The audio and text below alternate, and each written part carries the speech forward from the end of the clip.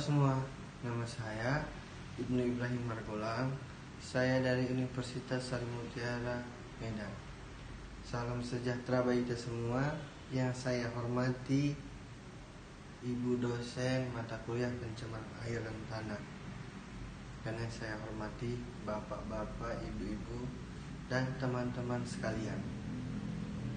Saya di sini akan menjelaskan tentang pencemaran air, pencemaran tanah, limbah gas, dan limbah padat. Baiklah, saya akan menjelaskan yang pertama, pencemaran air. Kita ketahui sebelumnya bahwasanya air sebagai kebutuhan manusia. Sehingga apabila tidak ada air, maka kita akan bisa dehidrasi. Kemudian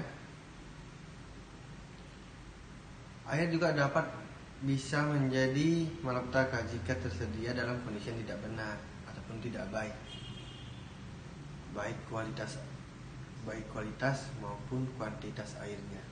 Air yang bersih sangat dibutuhkan manusia, baik untuk keperluan sehari-hari, untuk keperluan industri, untuk kebersihan sanitasi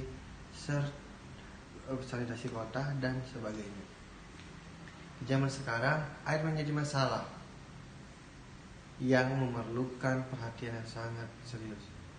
Untuk mendapatkan air yang baik sesuai dengan standar tertentu sudah cukup sulit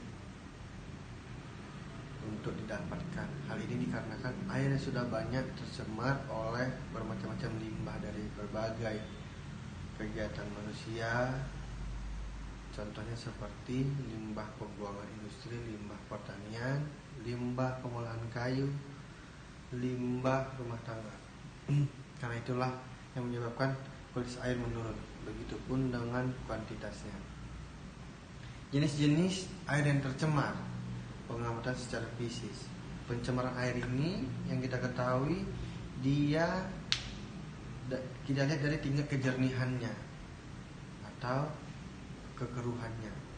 Yang kedua, kalau secara kimiawi, pengamatan ini berdasarkan zat kimia yang terlarut. Jadi dia bisa jadi perubahan pH. Yang ketiga, secara biologis, pengamatan ini berdasarkan mikroorganisme yang ada dalam air, terutama ada tidaknya bakteri patogen. Baiklah, kita lanjut tentang pencemaran tanah, di mana kondisi ketika tanah kehilangan suatu komponen yang berguna akibat bertumpunya zat berbahaya yang mengakibatkan kurangnya kesuburan tanah, bisa berdampak bagi masyarakat. Contohnya dia menanam suatu sayuran ataupun bunga dan lain-lainnya.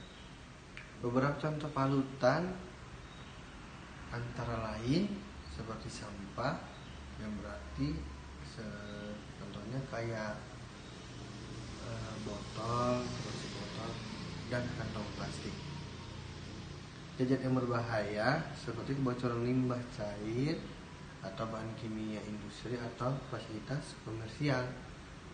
Jadi kalau suatu zat berbahaya, beracun telah memasuki permukaan tanah, maka ia akan menguap dan tersapu air hujan atau masuk ke dalam tanah, sehingga mengakibatkan rusaknya dan terjadinya pencemaran pada suatu tanah. Oke, baiklah, sekarang kita memasuki tentang limbah padat. Kalau limbah padat itu biasanya yang terjadi, yang pernah saya lihat, dari sisa-sisa hasil kegiatan industri ataupun aktivitas domestik yang berbentuk padat. Jadi limbah padat itu ada dua jenis. Yang pertama, limbah padat organik. Limbah ini mengandung senyawa organik dan tersusun oleh unsur-unsur karbon, hidrogen, oksigen, dan nitrogen. Bahan-bahan yang termasuk dalam jenis limbah padat ini antara lain seperti daun-daunan, tulang, sisa makanan, sayur-sayuran, dan buah-buahan. Yang kedua, limbah padat anorganik. Limbah padat ini sulit didegradasi oleh mikroorganisme di alam. Contohnya seperti kaleng, plastik,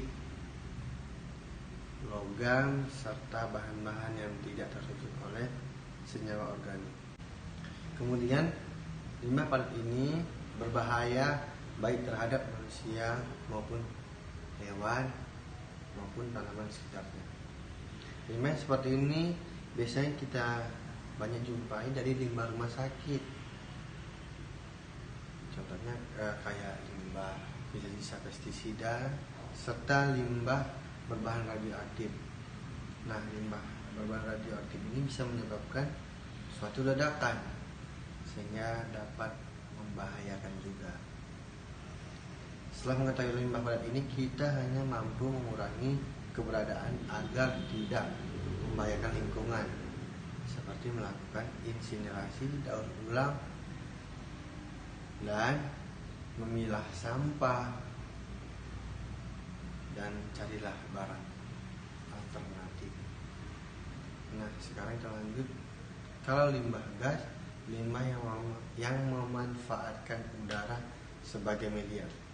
Secara alami, unsur-unsur kimia seperti O2, N2, NO2, CO2, H2, dan lain-lain. Limbah gas merupakan bahan sisa berbentuk gas yang dihasilkan dari proses pembakaran atau pembusukan. Kita ketahui limbah dapat diidentifikasi melalui bau, rasa, dan warna. Sama-sama kita ketahui juga jenis-jenis limbah gas umumnya dapat terjadi dari aktivitas pabrik dan domestik, seperti halnya debu dan asap tebal yang mengandung banyak partikel yang tidak menyehatkan, sehingga dapat memberi gangguan kesehatan fisik bagi manusia. Terus kualitas udara secara signifikan, polusi berlebihan, emisi karbon. Cara meminimalisirnya, berbanyak tanaman di rumah kita, tanaman ya seperti pohon apalah itu, dan jangan membakar sampah sembarangan. Terus gunakan kendaraan umum. Tapi sih kalau sekarang sih lebih baiknya kalau menggunakan sepeda, baiknya sih seperti itu. Cuman kan ya siapa yang mau kan gitu, maksudnya kan kalau perjalanan jauh juga kan sulit. Sekian penjelasan dari saya. Apabila ada kesalahan mohon dimaafkan, karena manusia tidak luput dari kesalahan. Jangan lupa ikuti protokol kesehatan. Semoga kita sehat selalu. Salam sejahtera untuk kita semua. Terima kasih.